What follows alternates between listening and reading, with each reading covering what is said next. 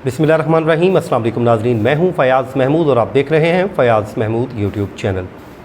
नाज़रीन, नूर मुक़द्दम कत्ल केस की अपडेट आपके से मैंने शेयर करनी थी। इस वीडियो की ताख़ीर हुई, उसके लिए मैं माज़रत ख़्वाह हूँ। उसकी वजह यह है कि मेरी मसरूफ़ियात थी और उस मसरूफ़ियात के बायस इस वीडियो को पब्लिक में नहीं कर सका। नूर मुक़द्दम कत्ल केस में जैसा कि आपको मालूम है कि अपीलें दायर की गई थी इस्लामाबाद हाई कोर्ट में और लोगों को एक ही इंतज़ार है और वह इंतज़ार ये है कि कब इन अपीलों पर हतमी फ़ैसला आएगा। लेकिन अब जो मैं आपके साथ डिटेल्स शेयर करने जा रहा हूँ वो बड़ी इंपॉर्टेंट डिटेल्स हैं। उसकी वजह यह है कि इसमें बड़ी अहम पेशरफ़्त सामने आई है और जो केस है बिलाकर आगे बढ़ना शुरू हुआ है। मैं आपसे इस्लामाबाद हाई कोर्ट में होने वाली समात का मुकम्मल अहवाल पेश कर देता हूँ। जो एक रोज़ कबल समात हुई, जो है 28 जून को इस केस की समात हुई। इस्लामाबाद हाई कोर्ट के जस्टिस आमिर फ़ारूक साहब और जस्टिस अरबाब मोहम्मद ताहिर साहब ने समात की, जिसमें मुद्दई मुकदमा जो साबिक सफ़ीर हैं शौकत मुक़द्दम, उनके वकील शाह खावर एडवोकेट अदालत में पेश हुए। उसके अलावा मकतूला नूर मुक़द्दम के वालिदैन और उनके जो फैमिली अरकान हैं और जो उनके जो फैमिली के लोग आते होते हैं वो भी कमरा अदालत में मौजूद थे जिस वक्त ये समात हुई। मुजरम ज़ाहिर जाफ़र, इफ्तिखार और जान मोहम्मद ने सज़ा के ख़िलाफ़ जो अपीलें दायर की थीं उन अपीलों पर भी समात हुई। मुद्दई मुकदमा ने असमत ज़ाकिर, उसके अलावा जो है ज़ाकिर जाफ़र, जमील अहमद और थेरापी वर्क्स के जो 6 अफराद थे उनकी बरियत को भी चैलेंज कर रखा है इस्लामाबाद हाई कोर्ट में। और उसके अलावा मुजरम ज़ाहिर जाफ़र, माली जान मोहम्मद और इफ्तिखार की जो सज़ा है उसको इन्हांसमेंट के लिए भी इस्लामाबाद हाई कोर्ट से रुजू कर रखा है। ये आपके नॉलेज में है। मैंने कहा थोड़ा सा आपको इस केस की डिटेल्स शेयर कर दूँ। अदालत की जानिब से इसमें कहा गया कि क्योंकि इस केस में मुख्तलिफ अपीलें फ़ाइल की गई हैं तो इसलिए इन सब को एक एक करके हम देखेंगे। यह भी अदालत ने कह दिया कि सबसे पहले ज़ाहिर जाफ़र की जेल अपील है जिसमें हमें कोई सरकारी वकील तैनात करना पड़ेगा। ये इंदिया दे दिया गया।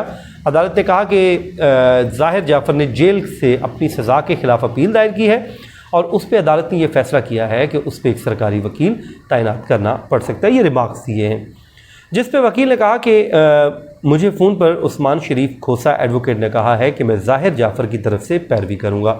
जो वकील पेश हुए उन्होंने अदालत को बताया कि मुझे ये कहा गया है कि मैं ज़ाहिर जाफ़र की पैरवी करूँ और जिसके बाद इस्लामाबाद हाई कोर्ट ने ज़ाहिर जाफ़र की जेल अपील पर मुद्दई मुकदमा शौकत अली मुक़द्दम को नोटिस जारी कर दिया है और उसके पे जवाब तलब कर लिया है। ज़ाहिर है ये रूटीन की एक प्रोसेस होता है और इसमें नोटिस जारी हो चुके हैं। बाज़ाब्ता तौर पे इन अपीलों पे समात शुरू हो जाएगी। जबकि रजिस्ट्रार ऑफिस के पास जो रिकॉर्ड आ गया है केस का वो पेपर बुक का बताएं। अदालत ने रजिस्ट्रार ऑफिस को हदायत की है कि जो रिकॉर्ड आया है केस का उनकी जो पेपर बुक्स हैं उनकी तैयारी से मुतल्लिक अदालत को आगाह किया जाए।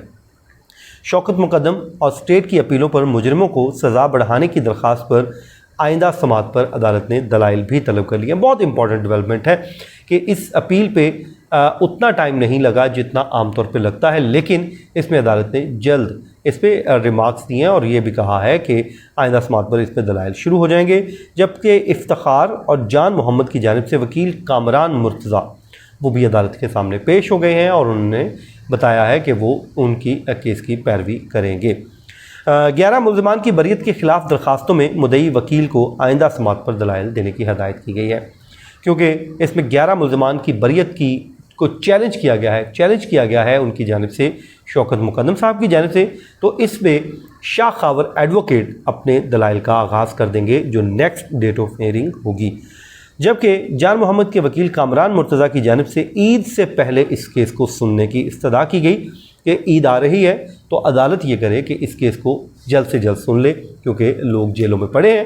ज़ाहिर है उन्होंने सस्पेंशन लगाई हुई है कि सज़ा को सस्पेंड करके उनको ज़मानत पे रिहा करने के अहकामात जारी कर दिए जाएँ। जिस पर अदालत ने कहा कि सबसे पहले हम बरियत और सज़ा बढ़ाने को देखेंगे क्योंकि इसमें पहले नोटिस होने हैं। यानी कि जो शौकत मुक़द्दम साहब ने दरख्वास्तें दायर की हैं, जो बरियत की दायर की हैं कि उनकी बरियत क्यों की गई और उसके बाद सज़ा बढ़ाने का उस पर उन्होंने कहा कि इस पर हमने नोटिस जारी कर दिए हैं। ये अदालत की जानिब से कहा गया जिस पे जो है वकील कामरान मुर्तज़ा साहब ने कहा कि हमने सज़ा मौतली की दरख्वास्त भी दे रखी है और उस पर भी सुना जाए। अदालत ने पेपर बुक्स की तैयारी का हुक्म देते हुए केस की मज़ीद समाअत अगस्त के पहले हफ्ते तक मुलतवी कर दी है, यानी कि अगस्त का जो फर्स्ट वीक होगा उसमें अब इस केस की बाज़ाब्ता तौर पे समाअत होगी। नाज़रीन, इस जो केस होता है इस तरह का, इसी नौइयत का, उसमें जो पेपर बुक्स होती है वो एक बड़ा उसका इम्पॉर्टेंट मरहला होता है, इम्पॉर्टेंट फेज़ होता है। जब ये पेपर बुक्स तैयार हो जाएंगी, समझें केस जो है वो एक पेपर की शक्ल में एक फॉर्म में आ गया और पूरा जो केस है जजेस के सामने मौजूद होगा और ये पेपर बुक्स जो हैं जितने भी वकला हैं उनको फराहम कर दी जाएंगी। उसके बाद इन पेपर बुक्स की रोशनी में, इस रिकॉर्ड की रोशनी में, इन अपीलों पे जो है वो केस की समाअत आगे बढ़ेगी। और होता यही है आमतौर पे इन केसेस की जो समाअत होती है इस नौइयत के केसेस की, तो उस पर टाइम लगता है क्योंकि इसमें सज़ाए मौत हुई है, इसमें बड़ा इंपॉर्टेंट चीज़ें हैं। अब देखना यह है कि अदालत जब बाज़ाब्ता तौर पे इस पर आर्गूमेंट्स का आगाज़ शुरू कर देगी तो फिर कितना वक्त लेती है अदालत आर्गूमेंट सुनने में, या वकला अपने दलाइल में कितना वक्त सर्व करेंगे और इस केस को कंक्लूड करने में। लेकिन बहरहाल मुझे अब ये लगता है कि जो मैं समझता था कि 2 से 3 साल इस्लामाबाद हाई कोर्ट में वक्त लगेगा, लेकिन मुझे अब ये लग रहा है कि 2 से 3 साल अरसा नहीं लगेगा, बल्कि मुझे आने वाले चंद महीनों में ये केस इस्लामाबाद हाई कोर्ट से कंक्लूड होता हुआ दिखाई देता है, क्योंकि पेपर बुक्स का मरहला अहम है। जिस दिन वो तैयार हो गई उसके बाद जो केस है वो आगे बढ़ना शुरू हो जाएगा। नूर मुकदम केस का जो केस है, अब वो आपको याद है कि 20 जुलाई को ये कत्ल हुआ, जिसके बाद ये ट्रायल चला। ट्रायल चलने के बाद इस केस में आगे बढ़ता गया और यूं ये मामला ट्रायल कोर्ट में चला और ट्रायल कोर्ट में इस्लामाबाद हाई कोर्ट की डायरेक्शन थी, जिसके बाद इस केस को डेली बेसिस पे, ऑलमोस्ट डेली बेसिस पे सुनाया गया, चलाया गया। और उसके बाद जब ये केस कंक्लूड हुआ तो इस पे फैसला आया जिसमें मरकज़ी जो मुजरिम है ज़ाहिर जाफ़र, उसको सज़ाए मौत सुना दी गई। जिससे मुतालिक पीछे कुछ ख़बरें भी आई थी और वह ख़बरें ये थी कि शायद उसकी जो तबीयत है वो नासाज है और उसको हॉस्पिटलाइज्ड कर दिया गया है। लेकिन बहरहाल इस पर मैंने क्योंकि ख़ुद वर्क नहीं किया, मेरी जेल के किसी ज़राए से अभी तक बात नहीं हुई, तो इस पर मैं फ़र्दर बात करने की पोजीशन में नहीं हूँ कि ज़ाहिर जाफ़र की इस वक्त जो कंडीशन है वो है क्या, उसकी पोजीशन है क्या। हाँ, इंशाल्लाह आने वाले दिनों में इस पे मैं कोशिश करूँगा कोई डिटेल्स हासिल करूँ, ऑथेंटिक किस्म की ख़बर हो, जो फ़र्स्ट हैंड इन्फॉर्मेशन हो, ना कि सुनी सुनाई बात मैं सुन के और आपके सामने शेयर कर दूँ, जिससे मेरी क्रेडिबिलिटी पे भी फ़र्क पड़ता है और मामला जो है वो आप लोगों का भी एक ट्रस्ट होता है कि यार ये जो बंदा बात करेगा वो ऑथेंटिक बात करेगा। तो इंशाल्लाह इस पे जैसे ही मुझे कोई इन्फॉर्मेशन मिलेगी, ऑथेंटिक इन्फॉर्मेशन मिलेगी, तो मैं ज़रूर आपके साथ इस पर बात करूँगा।